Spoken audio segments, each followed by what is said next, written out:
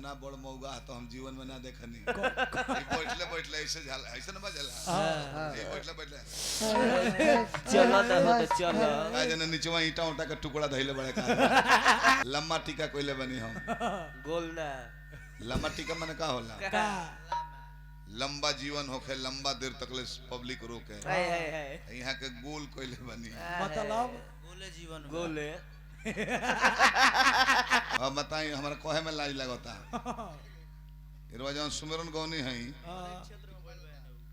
कमलवास कुंवर के सुमिरन कब का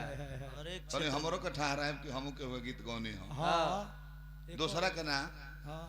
अपना गुरुजी के हां ये कब कहू तने हमरा के रात भर में ठहरा है कि हम अपना गुरुजी के गीत एगो गौनी हम हां ये कहू हमने के ऊ बेटा है जा हां कि बाप के संपत्ति के बाद दूसरा के संपत्ति लिखा के 2-4 बीघा बढ़ाई ले जा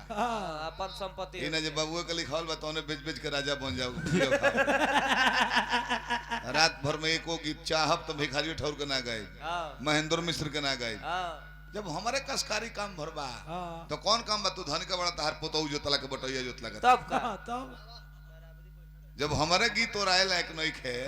एक रात में ना 2-3 हफ्ता में तो हमारे कौन काम बा के गीत गोला केहू के लय पारंपरिक हो गए तो ना में गवा सकता पारंपरिक लय हो गता ना में चाहे केहू फरमाइश कर तो गवा सकता तो कौन काम बा के हो गला के हम निर्गुणो अपन गाइले कहब तो दिखा देब अपन निर्गुणो सोहरो अपन गाइले एकादगो ना तो कवि से लिखवाए गाइले देखी बाबा केहू कतनो धनिक होखे अब धेरू भाई अंबानी बड़े उनकर बिगल पतल चाट के हमनी के आघाइल जाते बाउरे बात जल्दी सबे गलती ना नु सही ऐसे कुछ अपन चीज कहे के बा जन अपन हक हो कोनो ब्यास ना कहले हो हां कुछ हो धुन गाई के हो के और के हां वो धुन में अपन शब्द चाहे रहो हां ई कुल बात तर वो बोले आई ना ना लागत लो डांड हिला हुआ तक बैंड के लौंडा लागत तालो हिलावे एक आदमी ना सब जना एगो लड़का बैठल बजाल बजावे इतना बड़ मौगा तो हम जीवन में ना देखनी बैठले बैठले ऐसे ऐसे ना बजला बैठले बैठले चलो ना हो तो चलो आ जने नीचवा ईटा उटा के टुकड़ा धइले बड़े का बड़ा बबुआ धन्यवाद बा तारा के हम तो जानते ना कि गोरे मऊ भोला ना कि सावरा हो बड़ा मेहरारू बम्बईया बिया ब्लीचिंग करा के फिट रहती है एकदम छापदारी रखती है छापदारी हम मरद जान जाए कि देखल कि ये छठी माई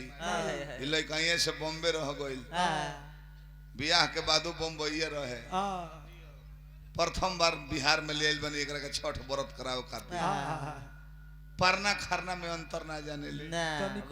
परना के बाद में पुआ खाई जाला का जाने ई खरने के दिन 2-3 प्रमुख चावली तो दिक्कत हो जाएगी अभियो हाईवे पर रहले से हे छठी माई गलती से पर ध्यान मत दियो लम्बा टीका कोइले बनी हम गोल ना लम्बा टीका माने का होला का लंबा जीवन होखे लंबा देर तक ले पब्लिक रोके हाय हाय हाय यहाँ के गोल कोइले बनी मतलब गोले जीवन गोले धन बानी बाबा मान गइनी रे बाबा जय मान गइनी माई के कृपा हो केकरा के कोब केकरा माध्यम से कहां लेके चल जाई हैं एकन कोनो गारंटी ना हो अच्छा रानू मंडल भीख मंगिन रहलिन बंगाल में भीख मांगत रहले कि ना तब का तेरी तेरी मेरी मेरी तेरी